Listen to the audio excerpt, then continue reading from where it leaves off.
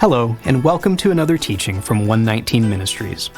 Our ministry believes that the whole Bible is true and applicable to our lives today. If you'd like to learn more about what we believe and teach, please visit us at testeverything.net. We hope you enjoy studying and testing the following teaching.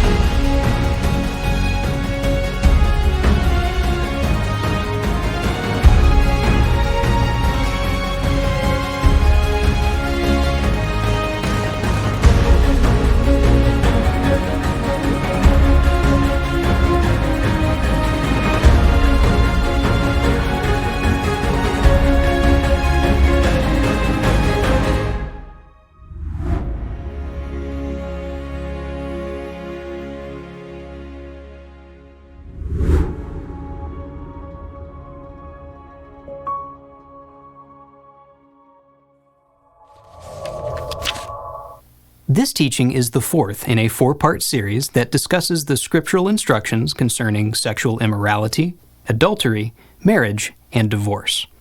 This teaching addresses topics and uses terminology that parents may not want their children to be familiar with yet, so viewer discretion is advised. In part one of this series, we described a biblical marriage, how it was a betrothal agreement made between a man, a woman, and a woman's family.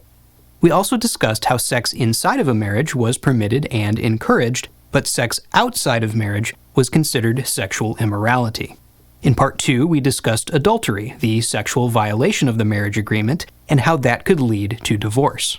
In part 3, we looked at what the scriptures have to say about divorce, how God intends for marriages to last for a lifetime, and how the scriptures permit divorce only in extreme circumstances like marital unfaithfulness. We also discussed whether believers who had been divorced could be remarried, and concluded that, in many cases, they could. In this teaching, we're going to be answering some common questions that people ask about all of these topics, but that couldn't be effectively covered in the past 3 teachings. Let's get right into it. Question 1. What is the biblical definition of sex? For an action to be considered sexual immorality, it would have to be a sexual action. So what exactly does the Bible consider to be sex? Is it only normal intercourse, the kind that can cause pregnancy? Or are other actions, for example oral sex, included in that definition? As we mentioned in the first teaching of this series, the Bible does not define in detail what constitutes sexual relations. However, it is clear that the definition includes more than just normal intercourse. The Bible prohibits homosexuality, a practice in which it is literally impossible to engage in normal sexual intercourse. So that would indicate that the Bible's definition of sex is broader than just doing what can get a woman pregnant. Exactly where that line is drawn is not clear. However, regardless of where the exact technical line of sex may be, the core of the issue of what is appropriate or inappropriate lies in our heart. Matthew 5:27 and 28. You have heard that it was said, "You shall not commit adultery," but I say to you that everyone who looks at a woman with lustful intent has already committed adultery with her in his heart. If you're lusting after a sexual relationship that you're forbidden to have, then you're sinning in your heart. The end goal of the commandments concerning sex is not just to prevent us from taking specific actions, but it's to align our desires and goals with God's. By the time you're removing your pants, you have already crossed the line of lust, so it doesn't make much sense to ask if whatever you're going to do next is technically sex or not. The standard we're aiming for as believers is higher than that. Question 2. If I got married but did not go through a betrothal process, then am I married according to the Bible? First of all, let's be very clear that we're speaking of the biblical definition of marriage, not the state definition of marriage. The government where you live probably issues a marriage certificate or some other form of proof that you're married in the eyes of the government. What we are addressing is biblical marriage, marriage according to the Scriptures. As we covered in Part 1, a biblical marriage was established by a betrothal agreement between the groom, the bride, and the bride's family. So is a marriage today biblically valid if it did not start with a betrothal agreement? To answer this, we should consider what the biblical betrothal agreement was. Fundamentally, it was a public expression of commitment from the bride and groom, and a public expression of consent to that commitment from the bride's family. So if your marriage was established by a public commitment, if you had a wedding or a public announcement of marriage, and if the woman's father or family consented to that commitment, then we think that your marriage is biblically legitimate. Also, if a woman is an adult, living on her own and not dependent on her father for her livelihood, then, again, our opinion is that she would not require her father's explicit consent to get married. He has already given his consent for her to marry whoever she wishes by giving up the responsibility of providing for her. The overwhelming majority of modern marriages would meet one of these two criteria. Either the woman's family explicitly approved of the marriage, or they allowed the woman to fend for herself and to marry whomever she wished. In either case, the fundamental requirements of the betrothal agreement have been met. The agreement has been publicly made, and the woman's family has voluntarily given up their responsibility for the woman. If you think that your marriage might not be biblically legitimate and are wondering what to do, we recommend taking the issue to the elders of your local congregation and getting their input on the matter. They can get a complete picture of your situation and provide you with wise counsel. These situations can be very complicated, and getting counsel from godly people who are familiar with your specific situation is important if you want to come to a resolution. Again, we want to emphasize that we are speaking strictly about marriage according to the Bible, not marriage according to the state. Question 3. If I live with a man or woman, and we never got married, but we treat each other as though we are married, then are we married according to the Bible? No. There is no common law marriage in the Bible. The biblical betrothal is both an expression of family consent and also a public expression of commitment between the man and woman. Just living together or cohabitating does not fulfill the requirement to publicly express your commitment. A publicly expressed commitment is the only way that other people know that you're really married, and the only way they can hold you accountable to live up to your duties as a husband or as a wife. If you'd like to be biblically married to the person you're living with, the easiest thing to do is to either write up a marriage contract or prepare some vows that describe your marriage agreement and commit to that contract or agreement in the presence of witnesses.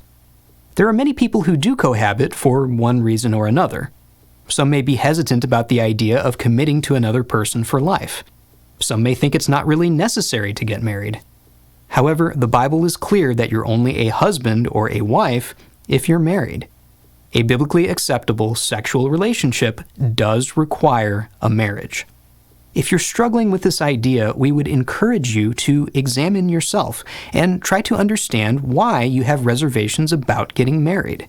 Is there something about the person you're with that makes you not want to commit to them? Or is there some fear or worry that you have about making lifetime commitments in general? Whatever the case, we would encourage you to trust God's system. He made us, and He knows what will be best for us. He wants men and women to be married for good reasons, and we can trust that He knows what He's doing. Question 4. Biblically, can a woman file for a divorce? Historically, we know that there were women in Israel who did obtain divorces. For example, the Talmud gives specific instructions about how and when a woman can file for a divorce. The Bible itself, however, does not give many details about how divorce proceedings were done. The only cases it does describe are cases where men are obtaining certificates of divorce. Since the justification for a man to get a divorce is the fact that his wife violated the marriage contract, it stands to reason that if a man violated the marriage contract, the woman could seek to obtain a divorce herself. Our opinion is that a woman is justified in pursuing a divorce in those circumstances, but the Scriptures do not give any specific instruction on this matter. Question 5. If a husband cheats on his wife, is she allowed to divorce him? Most marriage agreements today take the form of wedding vows, and those vows usually explicitly require the husband to remain sexually faithful to his wife. Since he agreed to those terms as part of their marriage contract, we believe the wife does have biblical grounds to divorce him if he violates them. Even if a man had wedding vows that did not specify that he had to be sexually faithful to his wife, sleeping with a woman who is not married to him is still sexual immorality and is a sin, as Paul says in 1 Corinthians 7:4. For the wife does not have authority over her own body, but the husband does.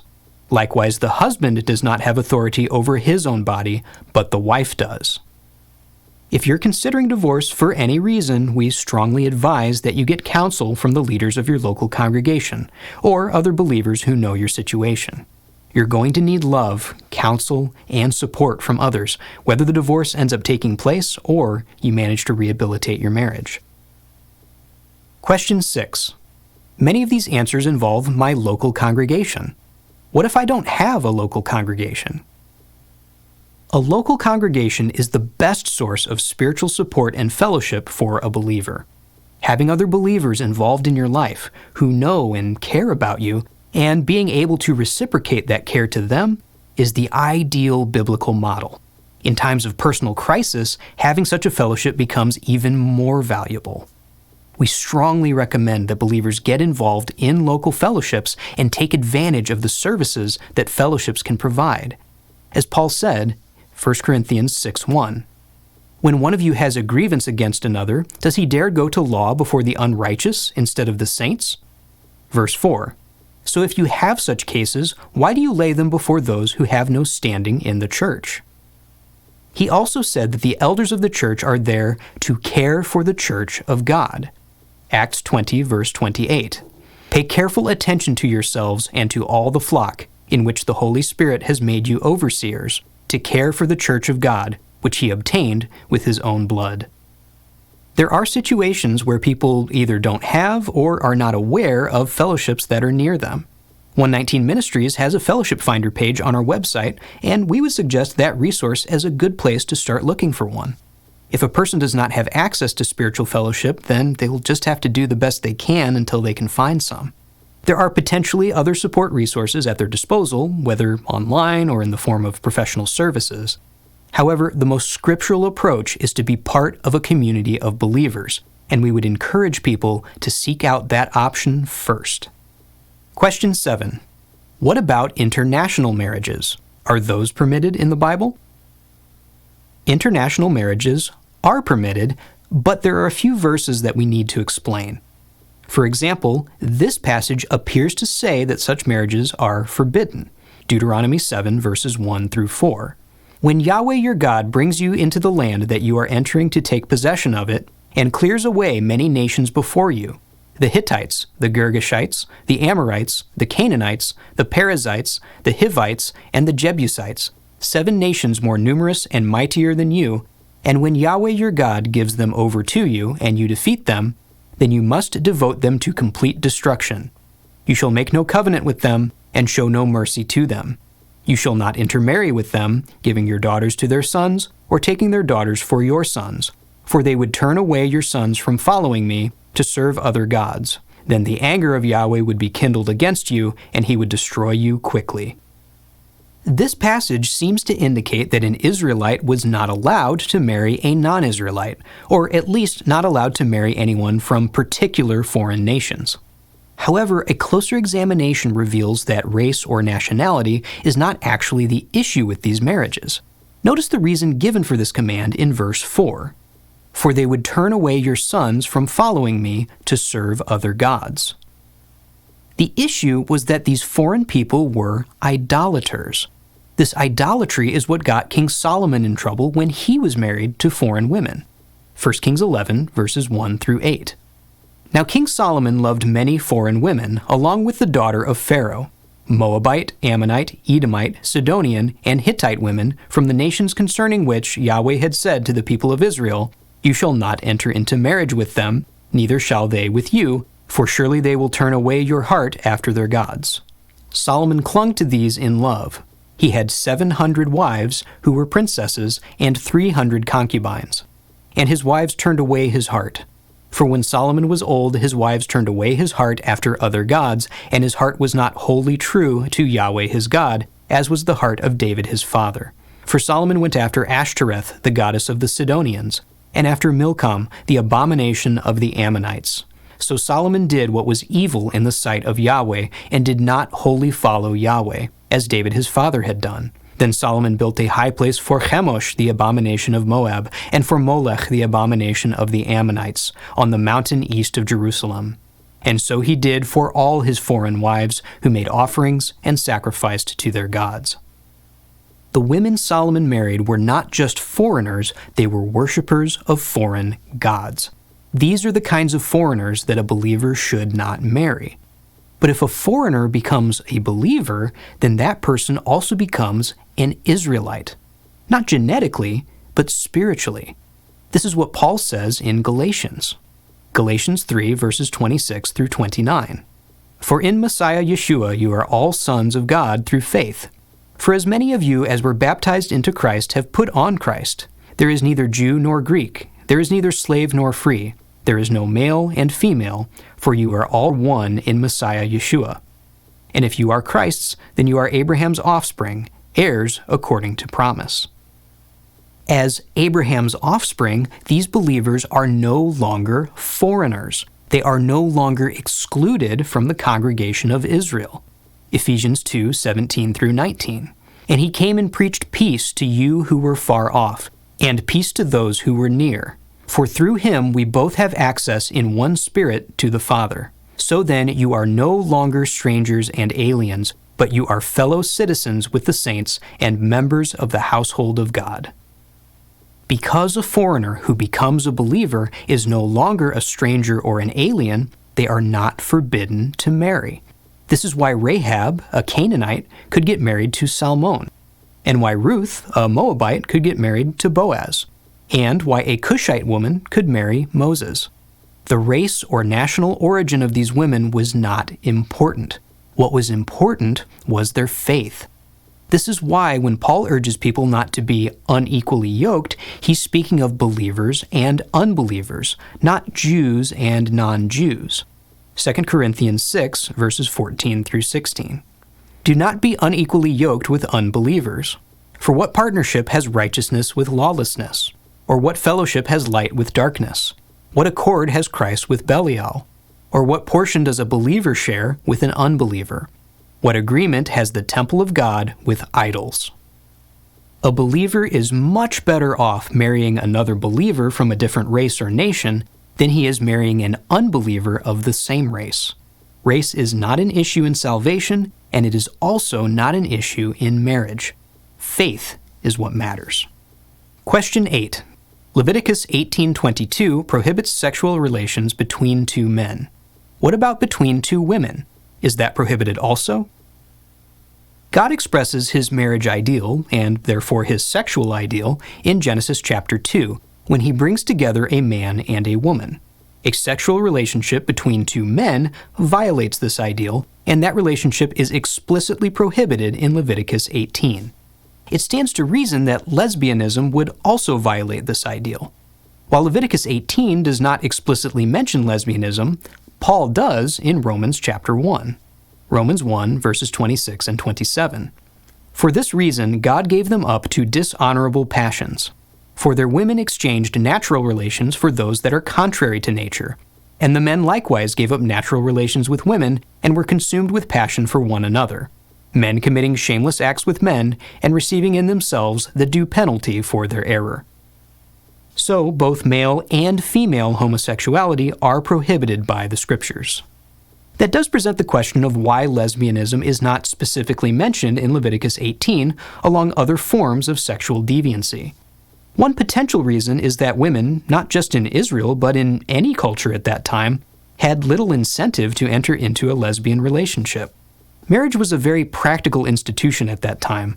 People didn't just get married because they were in love, but because it was to some degree necessary to survive. For a woman, not only would a relationship with another woman not afford her any children, but it would not afford her any real material benefit either, since the men were the ones who did most of the providing for the home. Even women who worked were paid substantially less than men. So it may be that Leviticus 18 doesn't mention lesbianism because it just wasn't an issue that came up. However, Paul says in Romans that it did exist and that it was considered a sin. Question 9. According to the Bible, can a man be married to two women at the same time? The short answer is no, but the culture of ancient Israel does complicate the issue. The Torah does not require men who are married to two women to divorce one of them, so in that sense, such marriages were allowed to continue. But every time the scriptures instruct men to be married, they always mention having one wife, not more. Here's just two examples. 1 Corinthians 7:2. But because of the temptation to sexual immorality, each man should have his own wife, and each woman her own husband. 1 Timothy 3:2. Therefore an overseer must be above reproach, the husband of one wife, sober-minded, self-controlled, respectable, hospitable, able to teach. There certainly were people in ancient Israel who had multiple wives, but this isn't God's plan for marriage, and all of those families experienced serious problems as a result of polygamy. For an in-depth look at how the Bible addresses this topic, see our teaching, Answering Atheists, Does God Endorse Polygamy? Question 10. If a man cheating on his wife is not technically considered adultery, how do you explain Mark chapter 10? To be clear, this question is not about whether it is wrong for a man to cheat on his wife. No matter what it is called, extramarital sex is a sin. This question is about how the term adultery is technically defined. As we covered in part 2 of this series, the Torah is very clear in its definition of adultery. Adultery is when a man sleeps with a woman who is married to another man. The one scripture that seems to call a man's cheating on his wife adultery is this one, Mark 10, verses 11 and 12. And he said to them, whoever divorces his wife and marries another commits adultery against her. And if she divorces her husband and marries another, she commits adultery. This verse seems to indicate that the man's cheating can be called adultery. But if we take a closer look, there is another interpretation. Notice that this verse does not actually say that sleeping with another woman is adultery. There are two components to the adultery that this verse is describing. Whoever divorces his wife and marries another commits adultery against her. So the man is 1, divorcing his wife, and 2, marrying another woman. Now, notice how the same idea is phrased in another verse. Matthew 5, verses 31 and 32. It was also said, whoever divorces his wife, let him give her a certificate of divorce. But I say to you that everyone who divorces his wife, except on the ground of sexual immorality, makes her commit adultery, and whoever marries a divorced woman commits adultery. Here, the man who divorces his wife is not committing adultery against her, as it says in Mark 10, but rather causing her to commit adultery. Why is this? In the ancient world, women depended on their husband's material provision, so, just as a practical matter, a divorced woman was very likely going to remarry. As we discussed in part 3 of this series, the divorces that Yeshua condemned were illegitimate divorces, divorces that men were getting not because their wives had violated the marriage contract, but just because the men wanted to marry different women. Since the divorce being spoken of in these verses is an illegitimate divorce, and the man and woman should still be married in the eyes of God, when the woman marries someone else, it's as if she is committing adultery. Yeshua is saying that this adultery is the first husband's fault. The first husband caused her to commit the adultery when he divorced her without good reason. Since the first husband is responsible for the adultery that is occurring, Mark 10 can say that he is the one committing adultery in this situation. The adultery that he's committing is not the act of him sleeping with another woman, it's the act of divorcing his wife and thereby compelling her to have to marry another man. So under this interpretation, Mark chapter 10 is consistent with the rest of the Bible in its use of the term adultery. Question 11. If a woman was divorced for an illegitimate reason and gets married to another man, Yeshua calls that adultery. What should a woman do if she is in that situation? Is she committing adultery by staying in her new marriage? She is not sinning, and she should stay in the new marriage. Remember what the context of Yeshua's teaching was. There was a bad doctrine that he was disputing, a doctrine that taught that men could divorce their wives for any reason. Consequently, men were divorcing their wives for the purpose of marrying different wives, and Yeshua was condemning this practice, saying that this was not a legitimate reason to get a divorce, and that what the husband was doing was tantamount to adultery. As we mentioned in our answer to the previous question, the husband who divorced her is the one who's causing the problem. He's the one being held accountable for the adultery, not the divorced wife who then gets remarried. This is made very clear by the fact that if a divorced woman gets remarried, then the Torah forbids her to return to her first husband. Deuteronomy 24, verses 1 through 4. When a man takes a wife and marries her, if then she finds no favor in his eyes because he has found some indecency in her, and he writes her a certificate of divorce and puts it in her hand, and sends her out of his house, and she departs out of his house, and if she goes and becomes another man's wife, and the latter man hates her and writes her a certificate of divorce and puts it in her hand and sends her out of his house, or if the latter man dies, who took her to be his wife, then her former husband, who sent her away, may not take her again to be his wife, after she has been defiled, for that is an abomination before Yahweh. And you shall not bring sin upon the land that Yahweh your God is giving you for an inheritance. So there's no way for a woman in this situation to return to her first husband, even if he repents of his sin of divorcing her and wishes to have her back. Once she remarries, her first husband cannot be her husband ever again, so she has no further obligation to him. Divorcing her second husband will not and cannot restore the marriage between her and her first husband. The first husband caused the problem by divorcing her without good reason. He's responsible for the adultery in this situation. She is not living in sin. Question 12. Suppose it is the woman who divorced her husband for an illegitimate reason and has now gotten remarried. What should she do? Our last question addressed a woman whose husband left her. This question is addressing a woman who left her husband. Paul addresses the first half of this problem in 1 Corinthians chapter 7. 1 Corinthians 7, verses 10 and 11. To the married I give this charge, not I, but the Lord. The wife should not separate from her husband, but if she does, she should remain unmarried or else be reconciled to her husband. And the husband should not divorce his wife. Paul says that if a woman has left her husband, and we assume that he means that she left for reasons that are not biblically justified, then she should reconcile with her husband and not get married to another man. Paul does not explain what should be done if she did marry another man, and that is likely because that would be adultery, which the Torah already explains. However, if a woman today finds herself in this situation, where she divorced her husband for biblically insufficient reasons, and now finds herself married to another man, what should she do? In this situation, we recommend that the woman stay with her second husband. According to the Torah, there is no way to reconcile with the first husband after the second marriage has taken place. So getting another divorce will not solve anything.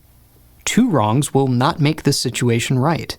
We can't always physically fix the mistakes of the past, but we can be obedient to God in the present. In this case, the woman can honor God by honoring the marriage vows that she has now. Practically speaking, there's little else she can do about this situation. Spiritually speaking, though, she can seek the forgiveness of Yahweh for her past sins. She can find reconciliation with God. For more on repentance and forgiveness, see our teaching series, What is the Gospel? As for the first husband who's been wronged in a situation like this, unfortunately, there's nothing practical he can do to fix the situation either. Spiritually, the man will have to find a way to let go of bitterness and move past the horror of losing part of his family. We encourage such a man to surround himself with supportive family and believers who can help him to heal and to move forward. Most of all, he should recognize that Yahweh still loves him and hold fast to him. Also, for what it's worth, he's no longer bound to his first wife, so he is free to remarry. Question 13. There is an idea that Yeshua was criticizing the Pharisees for not giving proper certificates of divorce to their ex-wives, which was preventing those women from getting remarried. Doesn't that explain his teachings on divorce and remarriage? If a man left his wife but did not write her a certificate of divorce, this would put her in a difficult situation. Her first husband would not be providing for her, but since she didn't have a divorce certificate, she wouldn't be able to prove that she was no longer married to him. This would mean that she could never get legally remarried.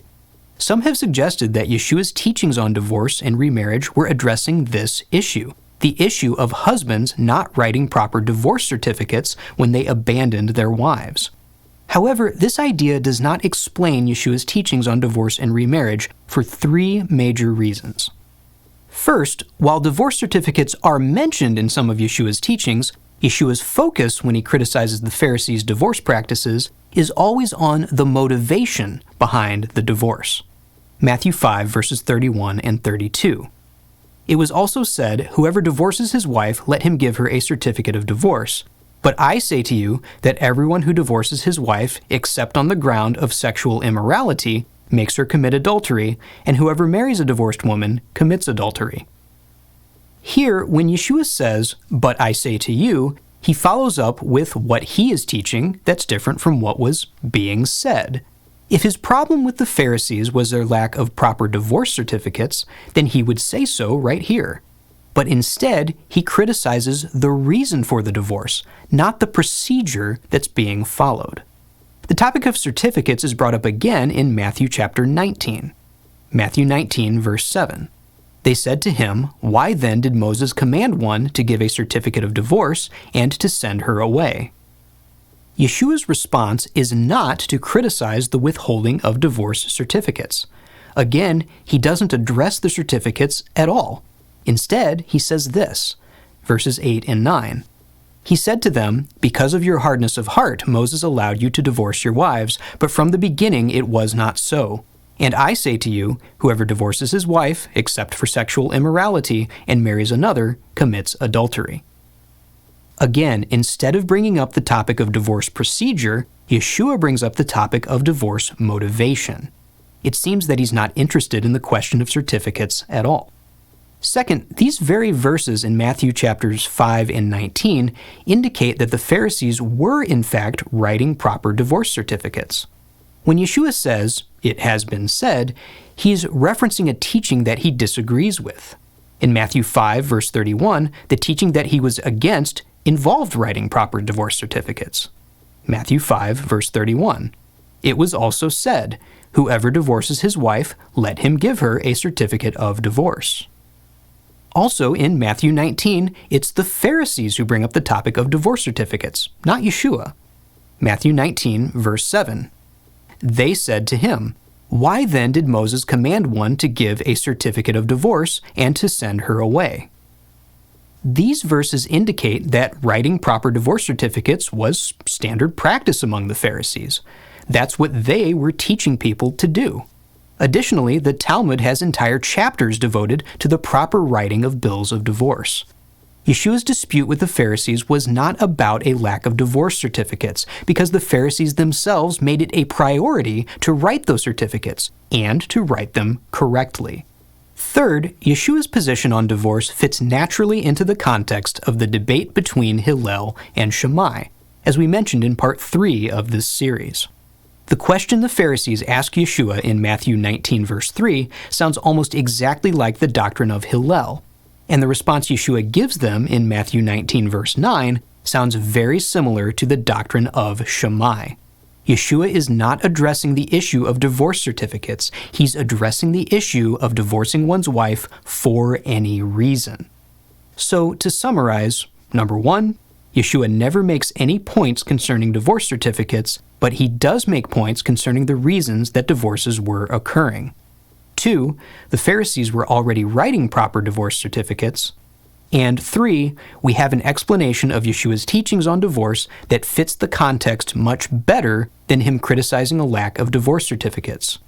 Yeshua's concern had to do with why divorces were happening, not with how they were being carried out. Question 14.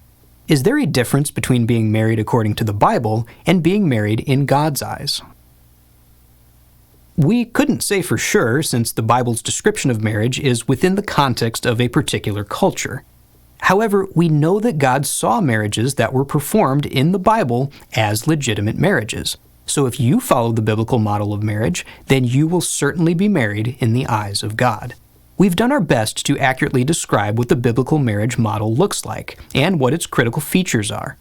Those features are, as far as we can tell, to have a public declaration of commitment between husband and wife with the consent of the family of the bride, and that the marriage relationship itself is a sexually exclusive one between the husband and the wife.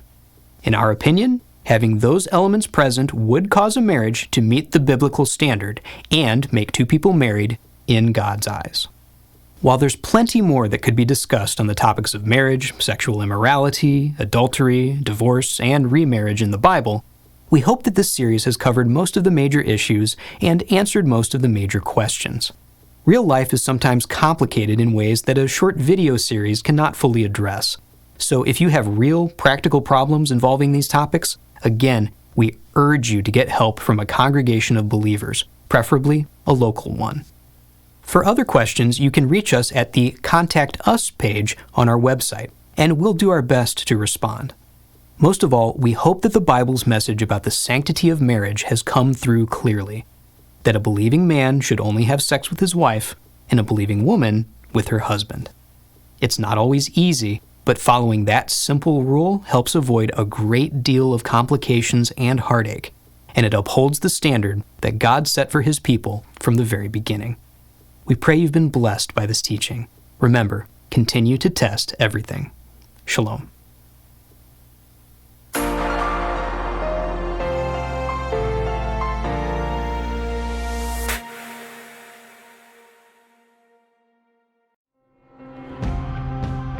It is because of you, our generous supporters, who make it possible to offer these high-quality teachings completely free of charge. If you feel led to support 119 Ministries so that we can continue this effort, please visit testeverything.net and click on the Support 119 tab.